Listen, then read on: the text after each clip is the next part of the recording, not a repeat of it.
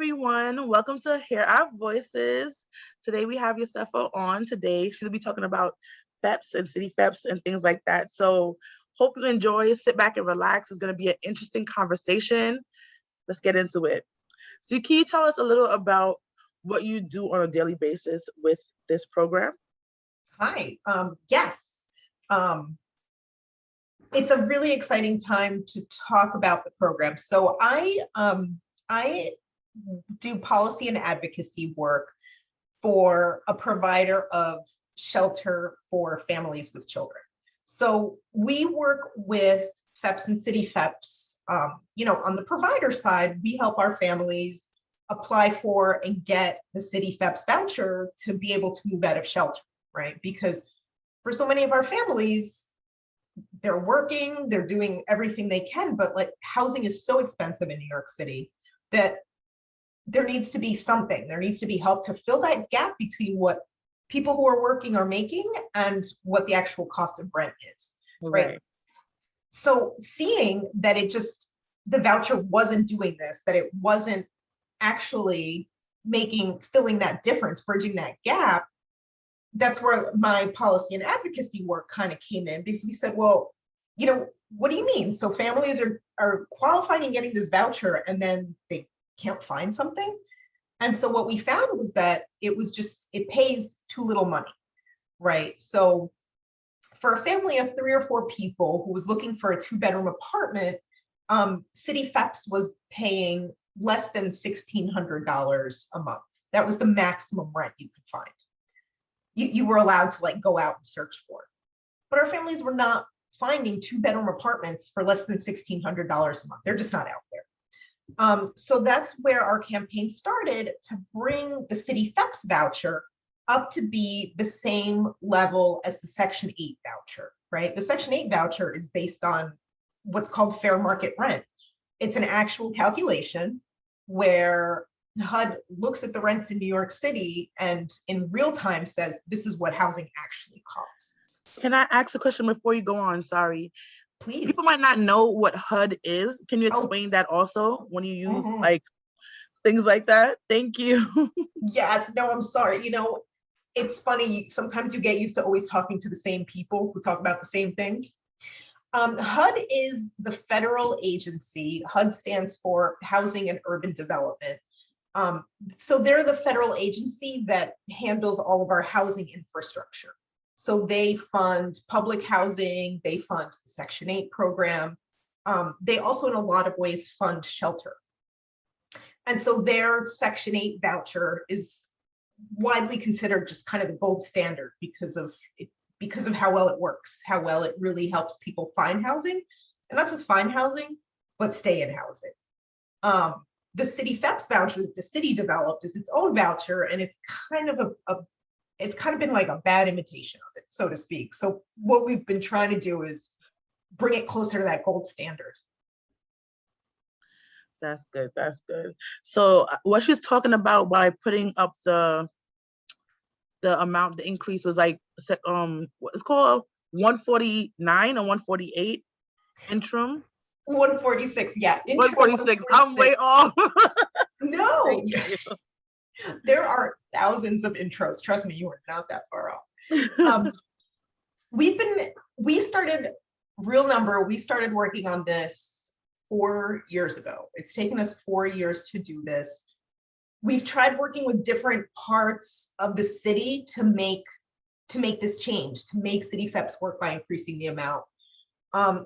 We came up on dead ends. Where we found allies was in the city council. In the city council, they write bills and they pass legislation. So that's one way to force the city to increase the amount. That was the avenue we ended up taking. The bill number was Intro 146.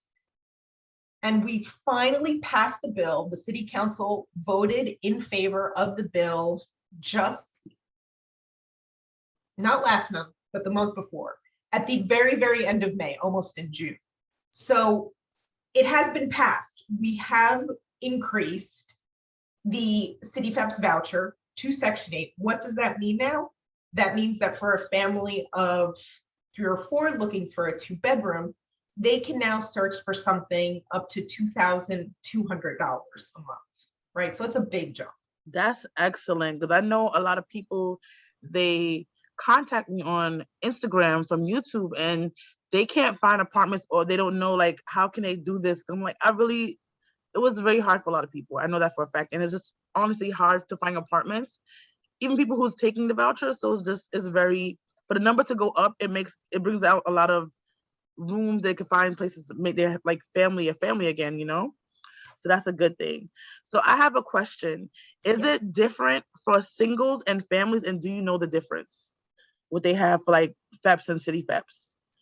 Yeah, the amounts are different based on your family size, because the apartment size that you would look for is going to be different. So for a single adult, I have to confess I don't have all the numbers in front of me, but for a single adult, the amount is lower.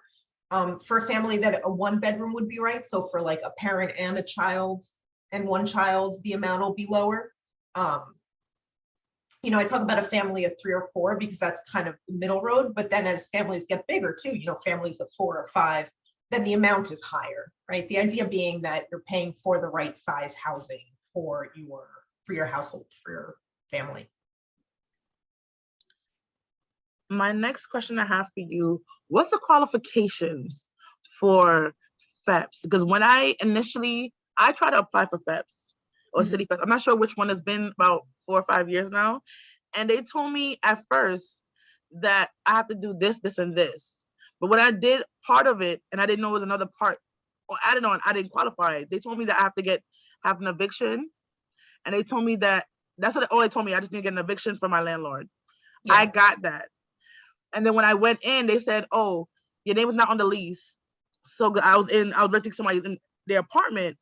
And then I didn't owe the lady any money, because I didn't owe her any money, because I wasn't back on rent. I just needed to get the eviction for PATH and try to do for CityFHEPS also. So tell me some of the qualifications that people would need to have to qualify for this particular program. And it doesn't matter if you're single or with family. Does it make a difference? Good differentiation. It does not make a difference between singles and families. The eligibility requirements, the qualifying requirements are the same. For CityFHEPS, and it's funny, it's confusing because there's a state program called FHEPS, which is a rental voucher. The criteria on that one are a little more narrow, and maybe that was the one that you had applied for in the past. The state FHEPS voucher, to be eligible, you have to have an eviction notice. So you have to be in an apartment. You can't be homeless. You have to be in an apartment, but you're being evicted for it. Shorthand, people refer it as FHEPS to stay, like FHEPS to stay in your apartment. State FHEPS, there's also a state FHEPS that is for people fleeing domestic violence. That is colloquially called FHEPS to go, like FHEPS to leave a terrible situation. Those vouchers are much more narrow in how much they're given out. The CityFHEPS program is much broader and is the one that we've worked on and have increased the amounts on. I have a question before you continue on, though. Sorry to interrupt. I just want to just get everything out and really get people to know what these programs are really about. It's just so interesting. And I know some stuff, but I don't know everything. With the domestic violence one, do they have to have police reports? How do they prove they're domestic violence people? I have to be honest, I don't know that level of detail either. I don't know how you document domestic violence. I don't know if it's police reports. I don't know if it's self-attestation is sufficient. I don't know what the burden of kind of proof, so to speak, is related to the state FHEPS. Understand. So the CityFHEPS program, what is that one? How do you qualify for that one? Yeah, that one's a little broader. To be eligible for CityFHEPS, you do need to be in shelter for at least 90 days. And once you've fulfilled that 90-day in shelter requirement, you also have to be working. So you have to have some employment income to qualify. There's a few other more detailed qualifications having to do with, you have to have applied for public assistance, for example. Your income also has to be below, you also have to be in the very low income category. So having met those requirements, you submit your application. That said, the application, to your question, excellent question around what it takes to show DV, that application is not always straightforward. There are kinks in the system for submitting your application. But once you do have your documentation around income, time and shelter, et cetera, families and individuals who qualify receive what people call a shopping letter. So it's a letter from the city that says, here is your pre-qualification for the program. You should look for an apartment up to this amount. And this letter serves as proof to landlords when landlords are looking to see what your income is to make sure that you can afford the apartment when you do the apartment application. That letter is what helps, is what you kind of provide as part of your application to the landlord. Makes sense, makes sense. I have another question. So, do you see that certain boroughs take these shopping letters more than other boroughs, or you think it's about the same across the board? Because a lot of people say it's hard to actually find apartments in New York City because people are discriminating against some of these letters, which they shouldn't, because it's technically against the law to do it. But people find a lot of different ways to say no without making it seem like it's not that they're saying no about. So can you get more into that? They do, yeah. You know, and one of the things that's always been hard to untangle from source of income discrimination is what you're talking about. Like, a landlord can't discriminate against you because of where your money to pay your rent is coming from. As long as it's a legal source that you're getting your money from. A landlord can't turn you away for that reason. You're correct, that is illegal. But you're also correct that there's a lot of ways that they say no without exactly saying what they need. And one of the places where a lot of those landlords that are breaking the law, one of the places where we think they hide has to do with the rent amount, right? Like, they sent their rent like just a couple dollars above what that voucher was, knowing that then, you know, that was their way out. And it's in the other part that's hard to like suss out, like why maybe some boroughs or even some pockets like within boroughs, you see more people being able to use vouchers, if that just has to do with those being areas where the rents are the lowest, right? Because that voucher that was only paying $1,600 for a 2-bedroom apartment, I mean, there's got to be like, there's very few places in New York City where those are even the rents. So right. It is true that we would see, from our side, from our shelter, families who did manage to use the CityFHEPS voucher, they'd end up going to like the far ends of like the Rockaways is where they would find rents at that amount, or in very specific areas, I want to say in the Bronx as well. But it's hard to know, like, is it because landlords are more willing to take vouchers there, or is it because that's where they found apartments that were, they got lucky and found that apartment at that super low rent? That's interesting. A lot of people told me they find places in the Bronx. Mm-hmm.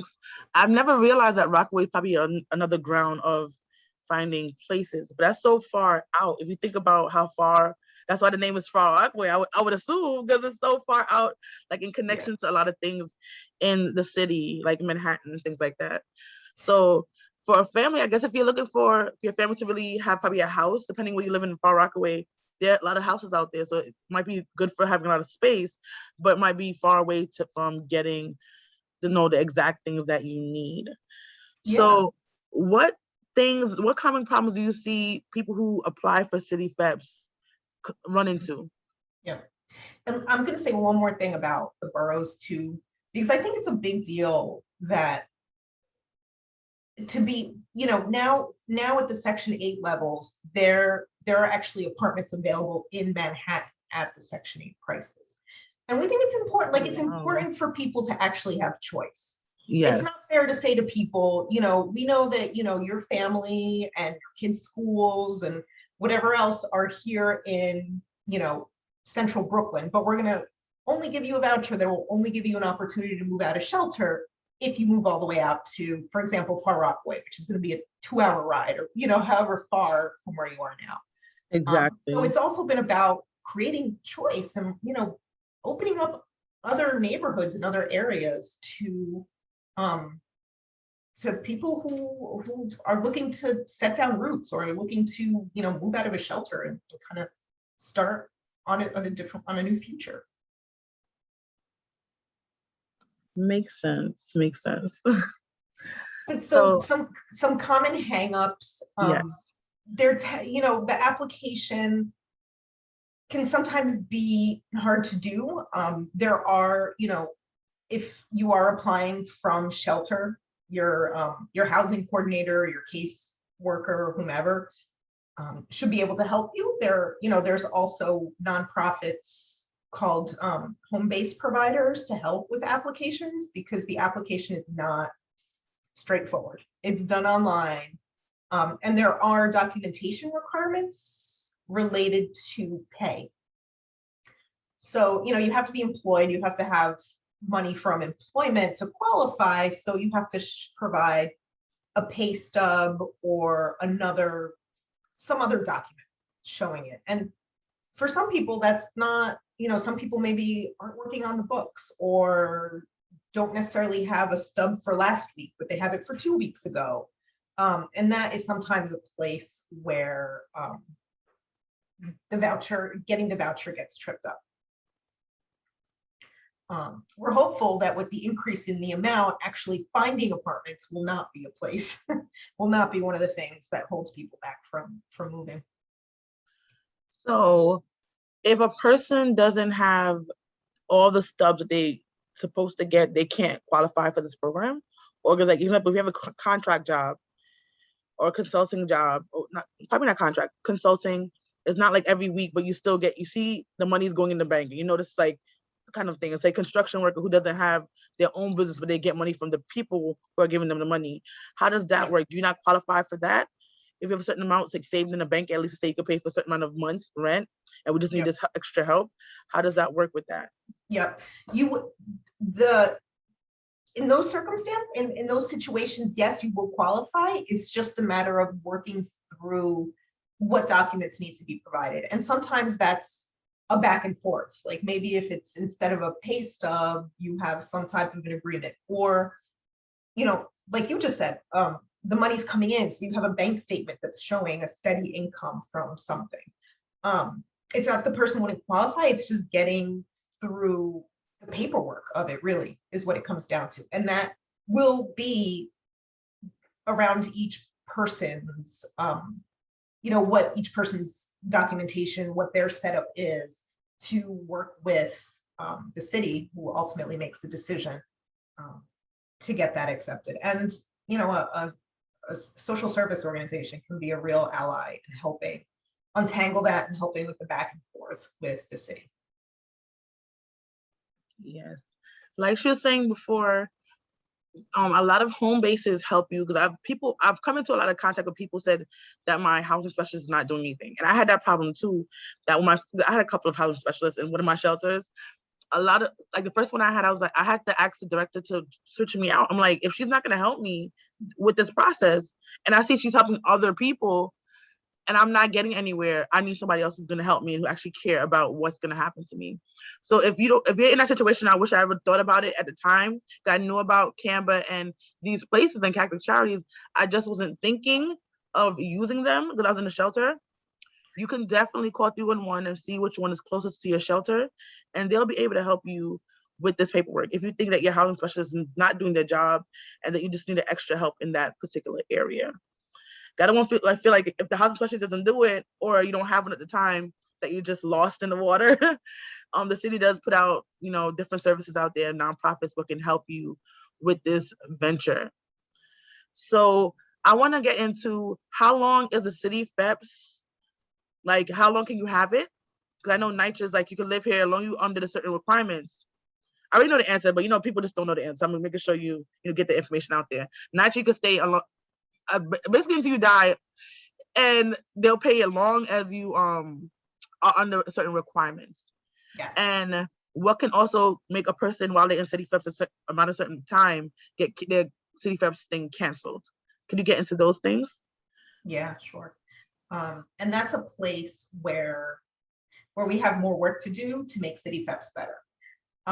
So CityFHEPS, you do have to recertify your eligibility every year. Now, as long as you still meet the requirements, you can have it for 5 years, 6 years, 10 years, as long as you still need it. One of the main requirement has to do with your income level. You need, once your income rises above 120% of the federal poverty line, you would lose your CityFHEPS voucher. And this is problematic, right? Because the difference between what you can afford, making minimum wage, for example, and what you make, the difference between what you make at minimum wage and what the rent is becomes huge, right? So in other words, you might be making a few dollars too many to qualify for the voucher, but you'll lose it. And that means that then you'll have to pay the entire rent, even though that rent is still not affordable to you. And there's a real danger in that. So part of what we want to do is continue to work to reform CityFHEPS so that it mirrors Section 8. The way the Section 8 voucher works is that as your income goes up, you always pay the same % of your income to rent, right? So as your income goes up, you're paying more and more to the rent. It's still just 30% of your income until the time comes when the rent is affordable to you, and that's when the voucher goes away. There's no cliff. There's no hard cutoff. It's when your income is 30% of your income is equal to your rent, that's when the voucher goes away. That's not the way CityFHEPS is set up, but it's the way we are working on getting it set up. Do you think that would ever happen for CityFHEPS to be more like Section 8 and more like NYCHA? We probably would never thought that the rent would have gone up so much this year, but I think because of what's the pandemic, I think that kind of pushed it a little more to say, like, probably didn't, in their mind, they didn't want to say, oh, people can't, pay their rent, or they didn't need it before. But I think the pandemic really pushed them to make changes in a lot of things. Before, we couldn't find money to do anything, and now we found money to give all these kids laptops and tablets. So I don't know. It's like somebody's like, oh, I want to save the money, but what are you saving it for if it's not to make the world better, So I don't know. But exactly. Do you have any more information you want to give us about CityFHEPS that I might not ask you about? What else about CityFHEPS? I would say that these increases that just passed, the bill was passed, but the increase doesn't go into effect until the fall.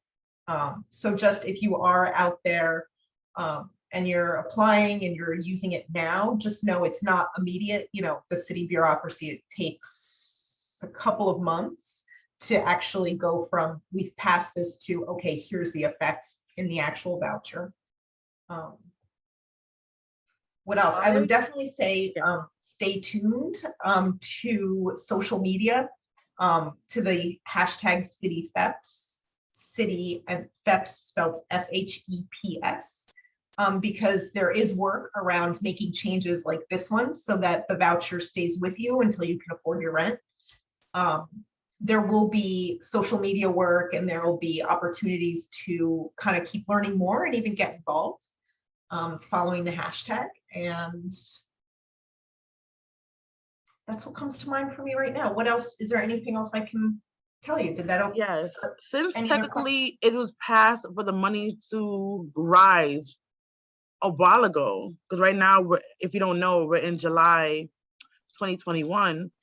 And it says it's not gonna pass into the fall. Do that money that people were like, because since it passed earlier, would it retroactive to that, like from months ago, or would it just continue it from September? Because technically it was passed, as you said, it was passed already. So Right. I think the people should have got the money now, especially knowing that a lot of people are struggling and have lost their job or just have less hours because of everything happening. Are they going to plan to pay back that back rent, or are they just going to continue from September?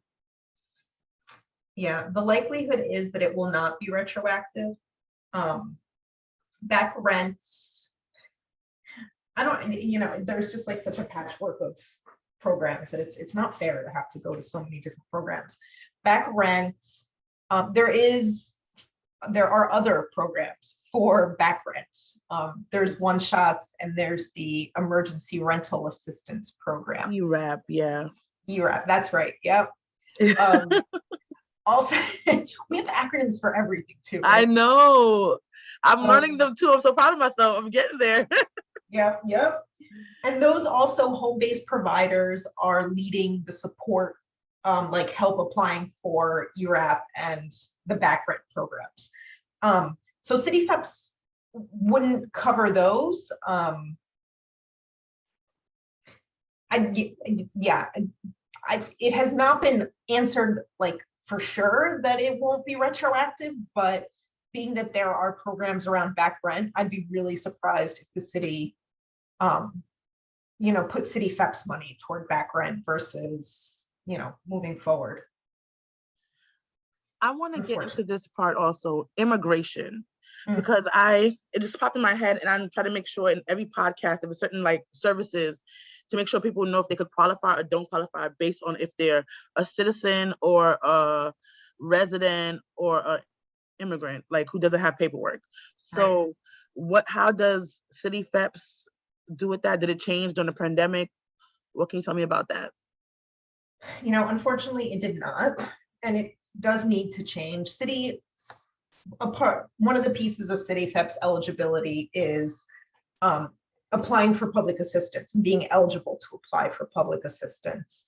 And most, depending on actual immigration status, but undocumented immigrants are not eligible for public assistance, not eligible for those because that's federally funded, which means that undocumented immigrants would not be eligible for CityFHEPS, although they might, if there are family members who are eligible for public assistance. So if there's a parent who's undocumented, but their child is a citizen or has another status that makes them public assistance eligible, then they would be eligible for CityFHEPS. The problem is though, then you would get a CityFHEPS voucher in the amount for one person and not for the two. Okay. So it doesn't really get you anywhere, to treat members of the family as invisible or like they're not there because they don't have a certain documentation is terrible and wrong. And a place where I think New York City has an opportunity to lead too, as a sanctuary city, to say, we're going to fill the gap. We will use our dollars to make sure that families can stay together and to make sure that everyone has a safe place and that we're not forcing people to choose between staying in shelter or crowding into a studio apartment because they can only get a voucher for one. Those types of situations are terrible. If you don't know what sanctuary city means, that means like New Jersey, New York, I can't think of any other states right now. We are basically, I don't know how to explain it, but we are saying the immigrants who don't have paperwork, you can come here and we won't deport you kind of thing. So that's cool to be in a city that who welcomes everybody, because my family are immigrants. They came here, paperwork legal and everything. But the point is that my family is not from here. And what if it was my mother or father who had to go through that problem, and all of a sudden I'm losing them because they didn't have a paperwork, but they still work here and contribute to the society because they pay for bills, they eat food here, but they're not welcome here. It doesn't make any sense to me. And most of the time they're very hardworking people. So it's like you're kicking out the people who are doing the most work for honestly the little amount of money. So it's kind of crazy. I'm hopeful that we'll see some progress. So ERAP, yes, the rental, the assistance to pay back rent because of COVID hardship, yes, is available regardless of your documentation status. So I think that's really important precedent. I think that's a big step in the right direction. We do now finally have a program out there that's saying you're a person, you're a human Yes. being who needs help, and you're somebody who does contribute, even if it's not on paper. You're an important part of our community. You're making important contributions to our community, and we're going to help. So I'm hoping that that's a glimmer, that sets a little bit of precedent, and that we can start to bring that same thinking into other programs and other benefits that are available to everyone else who's here and part of us. And also don't forget about Project Parachute. They also are made just for, immigrant families who have those kind of difficulties and helping for paying rent. So don't think New York forgot about you guys. We are trying to, have everybody included into everything that we do and things like that. So I have another question, like the family dynamic. So sometimes when you go into PATH, unless you are married or domesticated, you can't go in together as a family. Like it could be unless the father's actually on the birth certificate too for the child, in case that how that works out. But what if does the same rule apply for FHEPS? Does that person have to be related to you by blood or things like that? Or if it's like, oh, my mom wants to come in, but she's not in shelter with me right now, how can that work out? Or does it not work out for you, how they do everything? Does that make sense? It does make sense. Okay. And I'm trying to think it through. My understanding, I have to say that I have not run into this, so I'm not speaking from direct experience. My understanding is that each person has to be part of the household composition in shelter to be part of the household for the voucher. But I feel like there have to be ways in which that can be expanded. But I don't know enough about it to really give you specific concrete information for anybody to go on. I'm going to be honest. I was just asking, because I'm like, what if your mom was in a nursing home, but you couldn't afford a nursing home anymore, but you want to keep her in your house? Or if a child was taken away by ACS, would they had count that?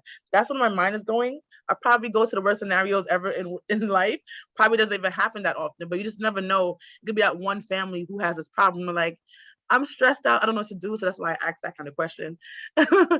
So yeah, of course. Yeah. No, for sure. And what happens if right now, what happens if in 3 months, your mom can't live alone anymore, needs to come live with you, and you're using a voucher to pay for your apartment? Like, how does that work?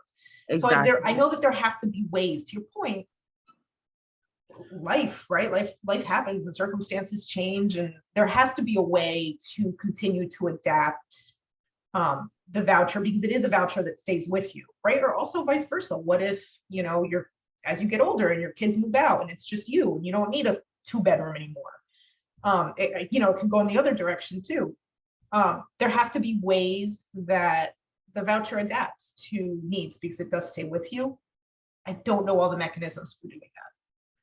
So with this thing, because you say you have to have a public assistant case, that means everybody in the family would have to be on that case then, if that's the case. It can't be like, oh, I have 3 kids and I have my husband, but I only put the kids and me on the case and the husband's not on it. So if that's the case, they're not going to add the husband to make the money go higher to be able to do that, right? Right, exactly. And that's what happens with immigrant families of mixed status, right? If somebody's not on the public assistance case, then the voucher doesn't cover them either. Oh, okay. You're exactly right. So just make sure, guys, if you can add everybody to the case. I know some people feel a way of having their name in the system, but if you're eligible to add yourself to that case, add it in and you'll get more money for your voucher and get a better living condition for you and your family. So, yeah. Do you have any last words to tell the people out here who are listening to our podcast? Last words. I think there's progress. I think things are going to get better for housing. I think things are going to get better for, this in this city where it's so hard to afford rent. I think times are changing. I'm hopeful. That's just my little bit of optimism, but I am hopeful. Okay. So guys, if you want to see a change or just keep update with things like this, you can follow FHC's Twitter page. You can follow different other Twitter handles and look at hashtags. And if you want to retweet them to help out the cause, to help make, even if you're not in it right now, maybe it could be you in the future. You never know when you could become homeless and not need services like this. And if you started from now, honestly, it takes a long time for these things. I was surprised to get through any legislation or anything like that, to even get better funding. So help out the community at large. And if you help one person in the community, you're being a better person. So thank you for listening to Hear Our Voices. This is K Did coming to you. Thank you so much and talk to you next time. Hello, guys. This is future tense right now. A lot of the podcasts actually were recorded earlier in the year. And because of that, a lot of information has changed. As you might know, that since September 1st of 2021, that CityFHEPS have upped their amount for each person. Whether if you had CityFHEPS before or CityFHEPS right now, the amount went up for everybody. So that's the good news, and I hope this information that we give you is helpful and you're able to share it with other people.